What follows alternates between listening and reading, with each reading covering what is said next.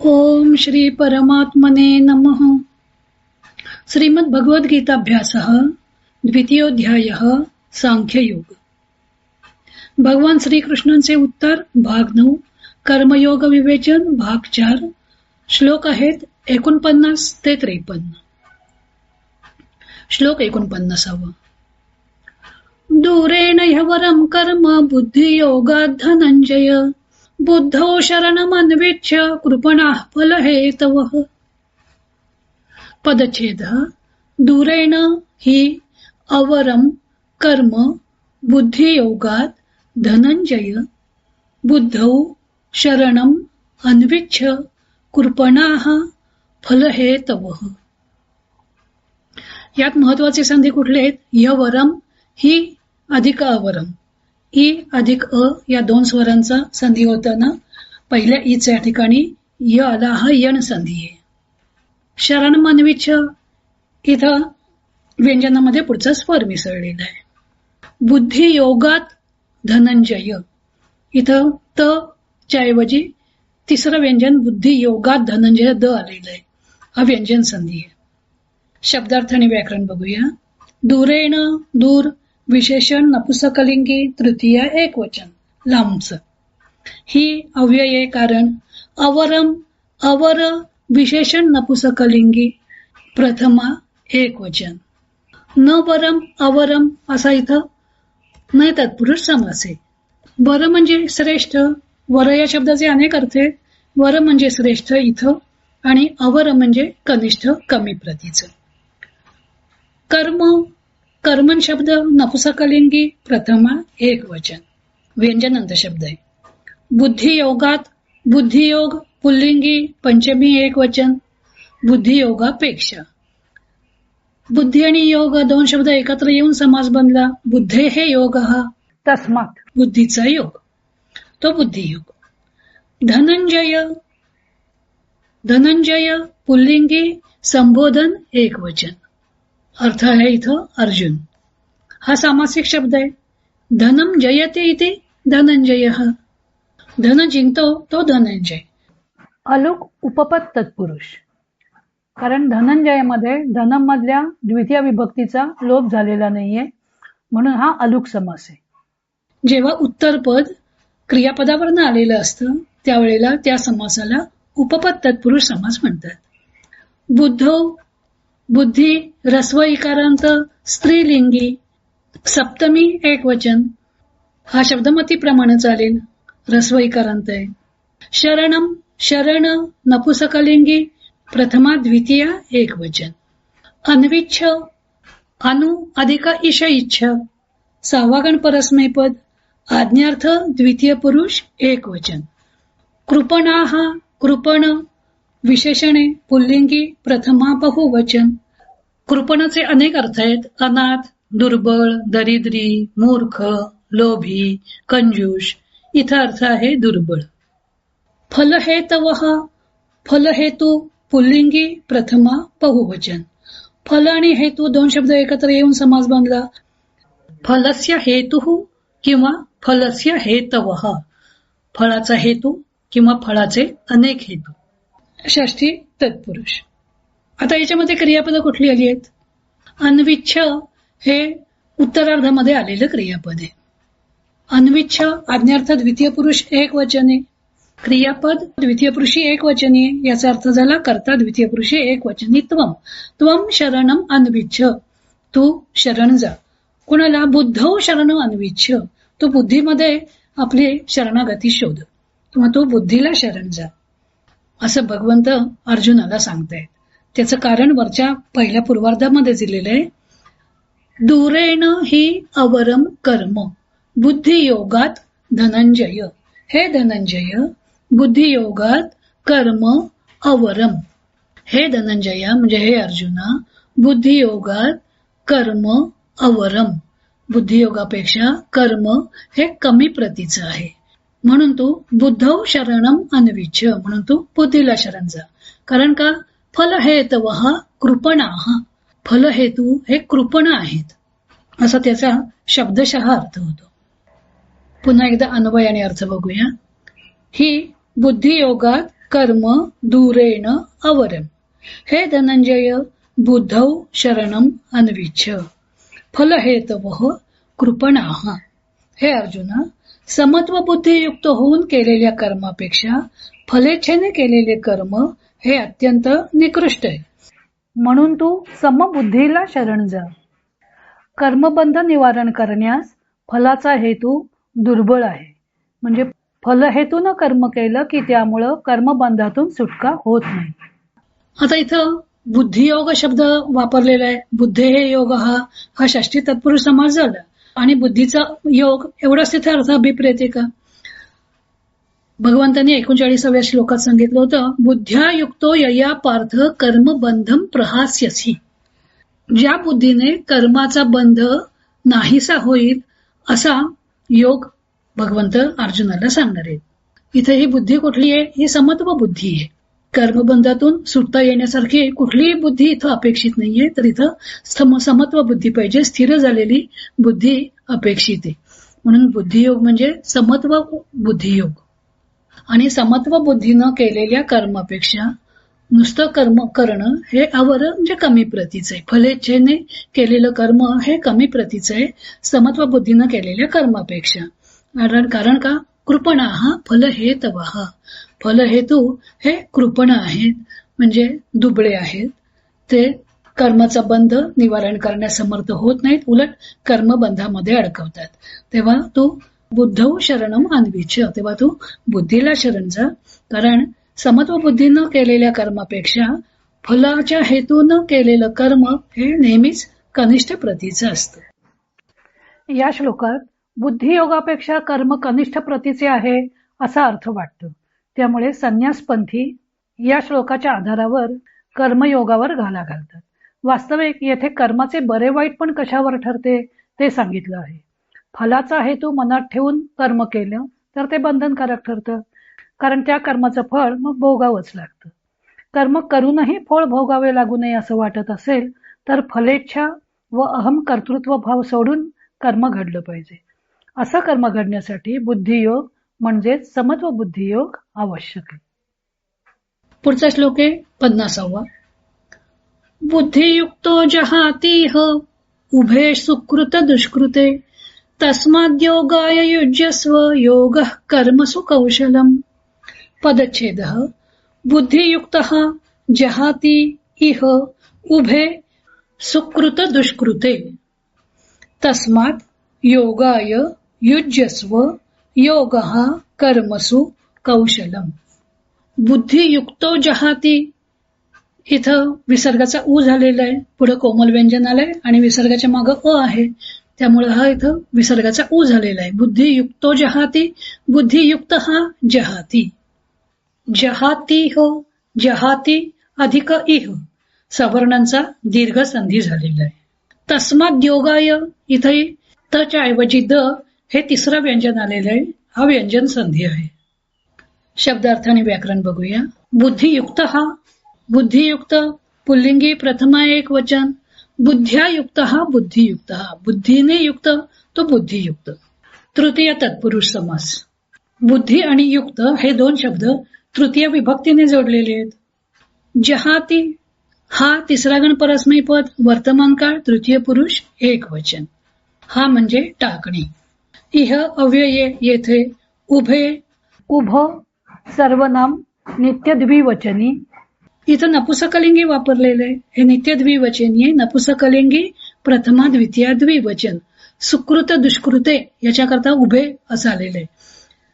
स्त्रीलिंगी पण हे द्विवचन होऊ शकतं, पण सुकृत दुष्कृते या नपुसकलिंगी समासाकरता आलेलं हे विशेषण आहे. दोन्ही सुकृत दुष्कृते, सुकृत दुष्कृत नपुसकलिंगी द्वितीय द्विवचन. प्रथमा द्वितीय द्विवचन होऊ शकतं, इथं द्वितीय द्विवचन आहे. कारण जहाती या क्रियापदाचं ते कर्म आहे. सुकृत आणि दुष्कृत दोन शब्द एकत्र येऊन समास बांधलेले आहे. सुकृतम च दुष्कृतम च, इतरेतर द्वंद्व.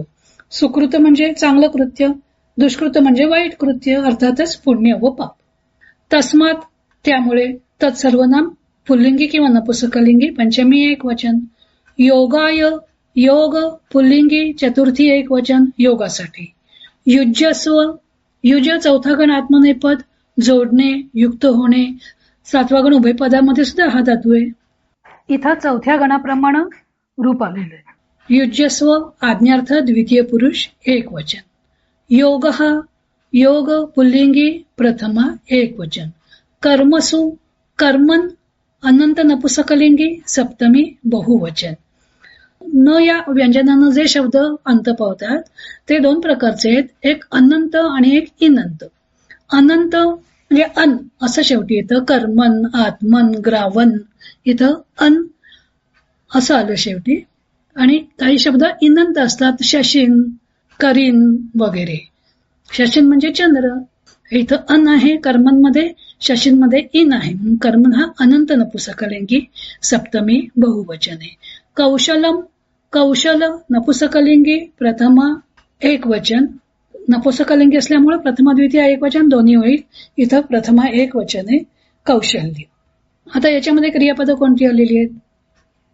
पूर्वार्धात आहे जहाती आणि उत्तरार्धात आहे युज्यस्व. जहाती वर्तमानकाळ तृतीय पुरुष एक वचन. याचा अर्थ कर्ता तृतीय पुरुषी असला पाहिजे. तो कोण आहे इथं? बुद्धियुक्त हा जहाती. बुद्धियुक्त मनुष्य टाकतो. काय टाकतो? उभे सुकृत दुष्कृते कर्म आहे. पाप आणि पुण्य दोन्ही टाकतो. म्हणजे पाप आणि पुण्याचं फळ दोन्ही प्रकारचं तो सोडून देतो. कारण तो बुद्धियुक्त झालेला आहे. समत्व बुद्धीनं युक्त असा मनुष्य उभे सुकृत दुष्कृते जहाती दोन्ही पाप आणि पुण्य टाकून देतो. तस्मात योगाय युज्यस्व. इथं युज्यस्व हे जे क्रियापद आहे ते आज्ञार्थी आहे. द्वितीय पुरुष एक वचन आहे. अर्थातच कर्ता आहे त्वम.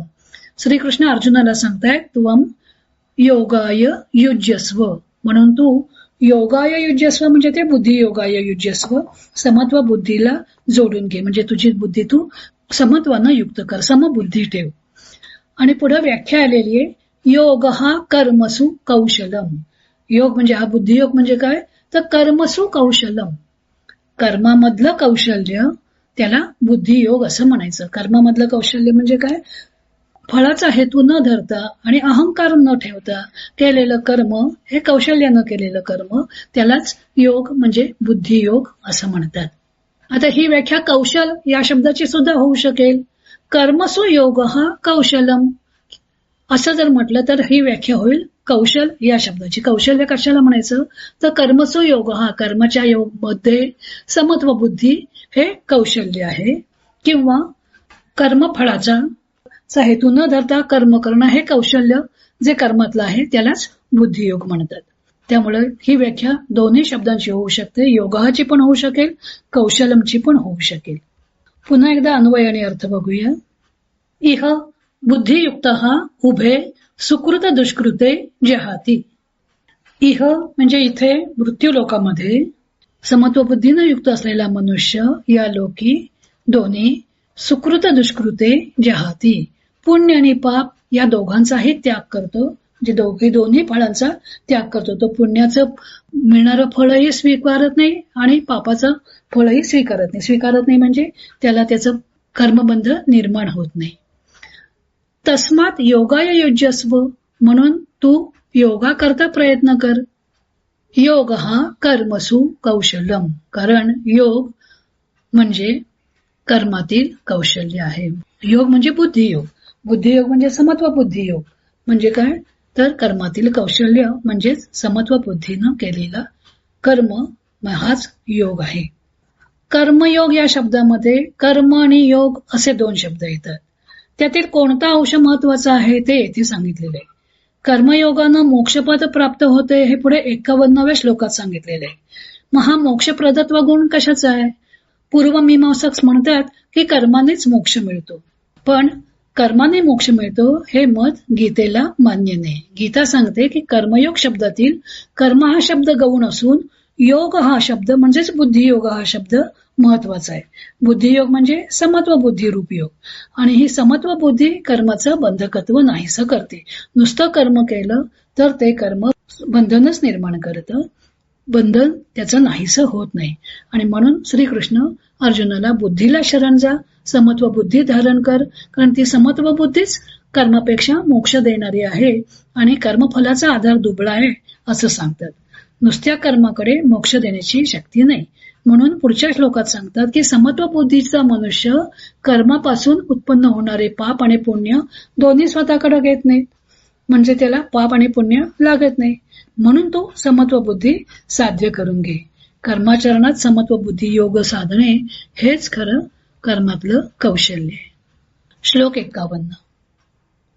कर्मजं बुद्धियुक्ता हि फलं त्यक्त्वा मनीषिणः जन्मबंध विधिर्मुक्ताः पदं गच्छन्त्यनामयम्. पदच्छेदः. कर्मजं बुद्धियुक्ताः हि फलं त्यक्त्वा मनीषिणः जन्मबंध विधिर्मुक्ताः पदं गच्छन्ति अनामयम्. बुद्धियुक्ता ही इथं संधी झालेला आहे, विसर्गाचा लोप झालेला आहे. विसर्गाच्या मागं आ आहे आणि विसर्गाच्या पुढे कोमल व्यंजन आलंय, त्यावेळेला विसर्गाचा लोप होतो. गच्छन्त्य नामयम इथं एक संधी आहे, हयन संधी आहे. गच्छन्ती अनामयम, पहिला ई या स्वराच्या ठिकाणी य हे व्यंजन आलं. गच्छन्त्य नामयम हा यण संधी आहे. शब्दार्थ आणि व्याकरण बघूया. कर्मजम, कर्मज विशेषणे नपुसकलिंगी द्वितीया एक वचन. कर्मज हा शब्द सामासिक शब्द आहे. कर्मण हा जातम पंचमी तत्पुरुष, कर्मापासून निर्माण झालेला तो कर्मज. तसंच अंडज, अंड्यातून निर्माण होतो तो अंडज. तसंच हे कर्मज म्हणजे कर्मापासून निर्माण होतो तो कर्मज. बुद्धियुक्त हा, बुद्धियुक्त पुल्लिंगी प्रथमा बहुवचन. मग एकदा समास झालेला आहे. हा बुद्ध्यायुक्त हा तृतीय तत्पुरुष, बुद्धीने युक्त. ही अव्यय आहे कारण फलम, फल नपुसकलिंगी द्वितीय एक वचन फळ. त्यक्तवा त्यज पहिला गणपरस्मै पद टाकणे. पूर्वकालवाचक धातू साधित त्वांत अव्यय आहे. पूर्वकालवाचकांचे धातूंचे अर्थ टाकून, करून, येऊन, बसून असे होतात. टाकून, त्यक्तवा म्हणजे टाकून. मनीषिण, मनीषिन पुल्लिंगी प्रथमा बहुवचन. आता इथं मनीषिन हा इनंत पुल्लिंगी आहे. कर्मन हा अनंत नपुसकलिंगी होता. मनीषिन हा इनंत पुल्लिंगी आहे. प्रथमा बहुवचन शशीन प्रमाणे चालेल. मनीषा अस्ति अस्य इति मनीषिन. मनीषा म्हणजे बुद्धी, ज्याच्याकडे बुद्धी आहे, इच्छा आहे. मनीषाचा अर्थ एक इच्छा असा सुद्धा होतो. इथं बुद्धी, ज्याच्याकडे बुद्धी आहे तो मनीषिन, ज्याच्याकडे मनीषा आहे तो मनीषिन, बुद्धिमान लोक असा त्याचा अर्थ झाला. जन्मबंध विनिर्मुक्ता हा, जन्मबंध विनिर्मुक्त पुल्लिंगी प्रथमा बहुवचन. जन्मबंधातून मुक्त झालेले हाही सामासिक शब्द आहे. ह्याच्यामध्ये जन्मबंध हा एक समास आहे आणि जन्मबंध विनिर्मुक्त हा आणि एक समास आहे. दोन समास आहे त्याच्यामध्ये. जन्मबंध, जन्म एव बंध हा कर्मधारय समास, जन्म हाच बंध. आणि जन्मबंधात विनिर्मुक्त हा पंचमी तत्पुरुष. जन्मबंधापासून मुक्त झालेला तो जन्मबंध विनिर्मुक्त. पदम, पद नपुसकलिंगी प्रथमा एक वचन. पद म्हणजे, पद या शब्दाचे सुद्धा खूप अर्थ आहेत. पद म्हणजे पाऊल, पद म्हणजे स्थान. इथं ब्रह्मपद किंवा परमात्मपद. गच्छन्ती गमगच्छ पहिला गणपरस्मै पद जाणे. वर्तमान काळ तृतीय पुरुष बहुवचन जातात. अनामयम, अनामय विशेषणे नपुसकलिंगी द्वितीया एक वचन. अनामय हा सामासिक शब्द आहे. आमय म्हणजे रोग. अनामय हा शब्द कसा बनला? न आमय हा यस्य तत् बहुर्विही समास झाला. निरोग किंवा दुःखरहित. आता याच्यामध्ये क्रियापद कोणती आली आहेत? गच्छन्ती हे क्रियापद उत्तरार्धामध्ये आलेले आहे. अनामयम पदम गच्छन्ती. अनामय अशा पदाला प्राप्त होतात किंवा जातात. अनामय पद म्हणजे विशुद्ध अशा परमात्मा पदाला ते प्राप्त होतात. कोण? जन्मबंध विनिर्मुक्ता हा त्या गच्छन्ती क्रियापदाचा कर्ता आहे. जन्मबंध विनिर्मुक्ता अनामयम पदम गच्छन्ती. जन्मबंधातून मुक्त झालेले लोक अनामयम पदम गच्छन्ती. अनामय म्हणजे विशुद्ध अशा परमात्मपदी जातात किंवा परमात्मपदाला प्राप्त होतात. आणि आता जन्मबंध विनिर्मुक्त ते कसे होतात? कर्मजम बुद्धियुक्ताहि फलम त्यक्त्वा मनीषिणः.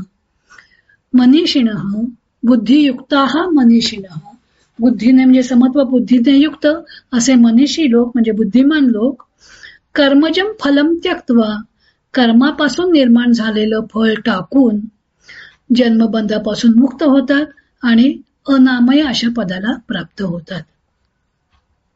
पुन्हा एकदा अन्वय आणि अर्थ बघूया.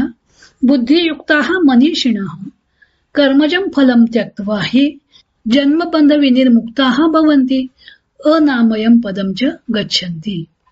बुद्धियोगाचा अवलंब करणारे म्हणजे समत्व बुद्धीचा अवलंब करणारे बुद्धिमान लोक कर्मजन्य फलाचा त्याग केल्याने ज्ञानी होऊन जन्मरूप बंधनापासून मुक्त होतात आणि निरामय अशा मोक्षपदाला जातात.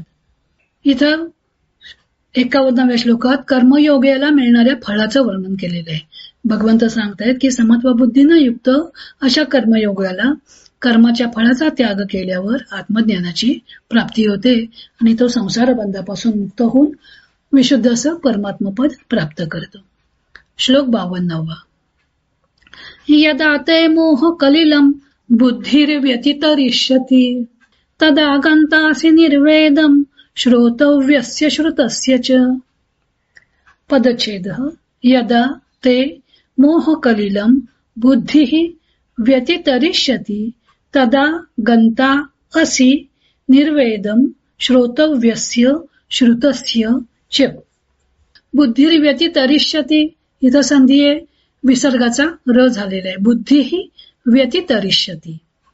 गन्ता असि इथं गम धातूपासून गंतरू जाणारा असं नाम बनलं. हा शब्द नेतृ प्रमाणे चालेल. गंता गंताराव गंता रहा प्रथमा. गंता म्हणजे जाणारा. गंतासी इथं सवर्णांचा दीर्घ संधी झालेला आहे. शब्दार्थ आणि व्याकरण बघूया. यदा अव्यये जेव्हा, ते युष्मत सर्वनाम षष्ठी एक वचन. आता ते हे रूप खूप ठिकाणी येतं. तत् सर्वनामामध्ये तिन्ही ठिकाणी येतं. स्त्रीलिंगी, पुल्लिंगी, नपुंसकलिंगी आणि युष्मत सर्वनामामध्ये पण 2 ठिकाणी येतं. तुभ्यम ते युवाभ्यम वाम युष्मभ्यम वहा चतुर्थी किंवा तव ते युवयोः वाम युष्माकम वहा षष्ठी. युष्मत सर्वनाम षष्ठी एक वचन तुझी. मोह कलिलम. मोह कलिल नपुंसकलिंगी द्वितीया एक वचन. मोहाने ग्रस्त झालेली. मोह हा एव कलिलम कर्मधारय समास. कलिल या शब्दाचे पुष्कळ अर्थ आहेत. व्याप्त, पूर्ण, ग्रस्त, मलिन, दूषित किंवा संशयित. आता इथं मलिन, दूषित, संशयित, ग्रस्त, व्याप्त सगळेच अर्थ लागू शकतात. मोहाने संशयित असा त्याचा अर्थ झाला. बुद्धी ही बुद्धी रसोईकारांत स्त्रीलिंगी प्रथमा एक वचन बुद्धी. व्यतितरिष्यति वि अधिक अति अधिक तरुतर. पहिला गण परस्मैपद ओलांडणे, तरुण जाणे. द्वितीय भविष्यकाळ तृतीय पुरुष एक वचन. तदा अव्यये तेव्हा. गंता गंतृ पुल्लिंगी प्रथमा एक वचन. गंता म्हणजे जाणारा. असी असा दुसरा गण परस्मैपद असणे वर्तमान काळ द्वितीय पुरुष एक वचन. निर्वेदम निर्वेद पुल्लिंगी द्वितीया एक वचन. निर्वेदचा अर्थ आहे खेद, नाउमेद, दुःख, शोक, मानखंडना, वीट किंवा वैराग्य असे अनेक अर्थ आहेत या शब्दाचे. श्रोतव्यस्य श्रु पाचवा गण परस्मैपद कर्मणी विद्यार्थी धातू साधित विशेषण. नपुंसकलिंगी षष्ठी एक वचन. करण्याजोगे, ऐकण्याजोगे याच्याकरताही विद्यार्थी विशेषण तयार होतात. कर्मणी विद्यार्थी विशेषण आणि एका धातूपासून 3 होतात. यतव्य, अनीय हे त्याचे प्रत्यय आहेत. गम्य, गंतव्य, गमनीय असे 3 विशेषण बनतात. इथं श्रोतव्य तव्य प्रत्यय लागलेलं विशेषण आहे आणि त्याचं विशेषण झाल्यावर ते शब्द देववनमालाप्रमाणे चालतील. इथं नपुंसकलिंगी असल्यामुळं वनप्रमाणे चालवलेले षष्ठी एक वचन. ऐकण्याजोगे असलेल्याचा. आणि श्रुतस्य श्रु पाचवा गण परस्मैपद कर्मणी भूतकाळवाचक धातू साधित विशेषण. नपुंसकलिंगी षष्ठी एक वचन. ऐकलेल्याचं. श्रु म्हणजे ऐकणे. भूतकाळ विशेषण किंवा इतर प्रत्यय लावून होतात. धातू सकर्मक असेल तर ती कर्मणी भूतकाळवाचक धातू साधित विशेषण असतात. धातू जर अकर्मक असेल तर तीच विशेषण आहे कर्तरी भूतकाळवाचक धातू साधित विशेषण होतात. च, अव्यये, आणि. आता याच्यामध्ये कोणती क्रियापद आलेली आहेत? पूर्वार्धात आहे व्यतितरिष्यती आणि उत्तरार्धात आहे असी. व्यतितरिष्यती तृतीय पुरुष एक वचनी क्रियापद, म्हणजे तृतीय पुरुष एक वचनी कर्ता असला पाहिजे. त्याचा बुद्धीही, हा कर्ता आहे त्याचा. बुद्धीही व्यतितरिष्यती, बुद्धी तरून जाते किंवा ओलांडून जाते. काय? मोह कलिलम, मोहरूपी कलिल किंवा मोहयाने निर्माण झालेलं संशय. मोह कलिलम व्यतितरिष्यती, बुद्धीही मोह कलिलम व्यतितरिष्यती. केव्हा? तर अर्थातच पाठीमागं जे सगळं समत्व बुद्धियोग सांगितलेलं आहे, कर्मयोग, या कर्मयोगाच्या आचरणामुळे बुद्धीही मोह कलिलम व्यतितरिष्यती, बुद्धी मोह कलिल, मोहने निर्माण झालेला संशय ओलांडून जाते. तदा निर्वेदम गंतासी, आणि त्यावेळेला तुला निर्वेदम गंतासी, वीट वैराग्य याच्या प्रत जातोस असं होईल. आणि वीट कशाचं आहे? तर श्रोतव्यस्त श्रुतस्यच निर्वेदम, जे पूर्वी ऐकलेलं आहे की स्वर्ग कामो यजेत, स्वर्गाची प्राप्ती हवी असेल तर यज्ञ करावा वगैरे, जे हे फलाच्या इच्छेने मीमांसकांनी जी कर्म सांगितलेली आहे त्याच्याविषयी तुला निर्वेद निर्माण होईल. निर्वेदम गंतास, तू त्या बाबतीत निर्वेदाप्रत जाशील, म्हणजे त्या बाबतीत तुला वीट वैराग्य येईल की हे कर्मयोग नव्हे हा, याच्यामुळे आपल्याला कर्मबंधातून मुक्ती मिळणार नाही. हे तेव्हा कळेल तुला ज्या वेळेला तू बुद्धियोगानं युक्त होऊन हे मोह कलिल ओलांडून जाशील, आणि त्यावेळेला तुला ऐकलेल्या आणि ऐकण्याजोग्या ज्या गोष्टी आहेत, स्वर्ग कामो यजेत वगैरे, त्याच्याबद्दल तुला निर्वेद उत्पन्न होईल, म्हणजे वैराग्य उत्पन्न होईल. निर्वेदम गंधाची तू वैराग्याप्रत जाशील, म्हणजे तुझ्या मनामध्ये त्या बाबतीत वैराग्य निर्माण होईल की कर्म करायचं असेल तर ते फळाच्या इच्छेनं करायचं नाही, फलाच्या हेतूबाबत तुझ्या मनात वैराग्य निर्माण होईल. अन्वय आणि अर्थ बघूया. यदा ते बुद्धिही मोह कलिलम व्यतितरिष्यती तदा श्रोतव्यस्य श्रुतस्य च निर्वेदम गंतासी, जेव्हा तुझी बुद्धी सुखोपभोग घेण्याच्या मोहरूप मलिनपणाचे अतिक्रमण करील, म्हणजे ते ओलांडून जाईल, मोहरूप मलिनपण ओलांडून जाईल, तेव्हा तू पूर्वी ऐकलेल्या व पुढे ऐकण्याच्या, श्रुतस्य म्हणजे पूर्वी ऐकलेल्या, श्रोतव्यस्य म्हणजे पुढे ऐकण्याजोग्या गोष्टीविषयी विरक्त होशील. या कुठल्या गोष्टी? तर मीमांसकांनी सांगितलेल्या गोष्टी, त्याच्याबद्दल तुला विरक्ती निर्माण होईल. 51व्या श्लोकात सांगितलं होतं की कर्मफळाचा त्याग करून समत्व बुद्धीनं कर्म केलं की जन्मबंधापासून सुटका होते आणि अनामय पदाची प्राप्ती होते. आता फलत्याग व समत्व बुद्धी या दोन्ही गोष्टींसाठी वैराग्य आवश्यक आहे. त्याचं महत्व पुढील श्लोकात सांगितलेलं आहे. भगवंत सांगतात की बुद्धी काम्य कर्मांपासून मिळणाऱ्या सुखोपभोगांच्या जाळ्यातून अलिप्त होणं आवश्यक आहे, आणि अशा बाह्य सुखाचा कंटाळा येईल त्यावेळी समत्व बुद्धी प्राप्त होईल असं या 52व्या श्लोकात सांगितलं. आणि बाह्य सुखापासून परांमुख झालेली बुद्धी अंतरात्म्यात स्थिर होईल तेव्हा बुद्धियोग साध्य होईल असं 53व्या श्लोकात सांगणार आहेत. पुढील श्लोक आपण पुढच्या भागात पाहूया. हरिओम तत्सत.